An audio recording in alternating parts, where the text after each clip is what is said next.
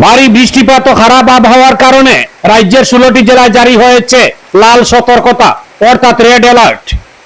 কাসাল, হাইলাকান্দি ও শ্রীভূমিতে জারি হয়েছে red alert. অবিরাম বৃষ্টিপাতে বাড়ছে বরাক উপত্যকার সবকটি নদীর জল। আতঙ্কিত হতে নয়, সতর্ক থাকার জন্য এই তথ্যের জানান দেয়া।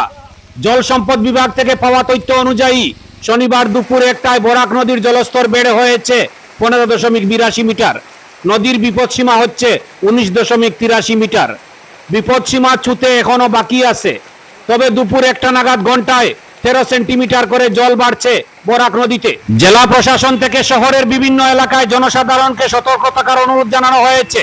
এই মুহূর্তে নদীর জল নয়, অবিরাম বর্ষণের ফলে জমা জলে প্লাবিত হয়ে রয়েছে শিলচর শহর। বরাক উপত্যকার 3 জেলা সহ পার্শ্ববর্তী ডিমা হাসাও জেলাতেও লাল সংকেত জারি করা হয়েছে। ভূমিস্খলনের সম্ভাবনা রয়েছে সেখানে, তাই সতর্ক করেছে আবহাওয়া দফতর।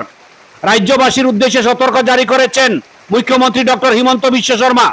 বিশেষ প্রয়োজন ছাড়া ঘর থেকে না বেরোতে জানিয়েছেন তিনি।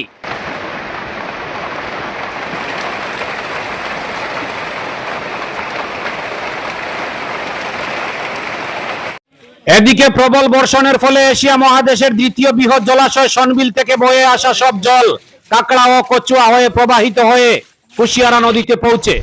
ভারী বর্ষণের ফলে কাকড়া ও কচুয়া নদীতে জলস্ফীতি বৃদ্ধি পেয়েছে। এখনো পর্যন্ত বহু জায়গায় পার অতিক্রম করেছে নদীর জল। টিলাভূমিতে বসবাসকারী মানুষদের বিশেষ সতর্কতা অবলম্বন করতে হবে, যাহাতে ধারা বর্ষণের ফলে অনাকাঙ্ক্ষিত কোনো অপ্রীতিকর ঘটনা না ঘটে।